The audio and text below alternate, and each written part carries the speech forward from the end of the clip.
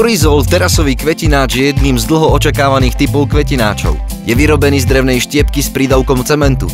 Vďaka tomuto materiálu má množstvo výhod. Je mrazovzdorný, zabraňuje vzniku plesní, odvádza vodu, v podstate úplne odoláva počasiu.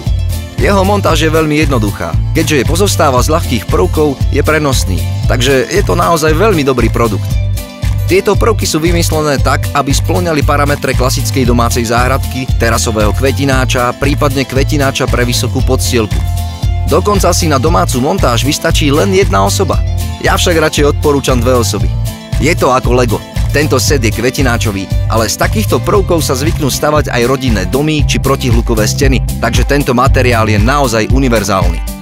Hovoríme tu o takmer meter vysokom vrstevnom systéme. Na jeho spodok môžeme vložiť nahromadené drobné vetvičky, zvyšky búriny zo záhrady a domácnosti, prípadne zvyšky jesenného listia či čerstvo pokosenej trávy. A potom klasicky príde na rad zemina. Čiže ak sa na to pozeráme ako na vrstevný systém, tak na spodok dáme vrstvu drsnej pôdy, do stredu povedzme kompost a navrch samozrejme 30 až 40 cm kvalitnej zeminy.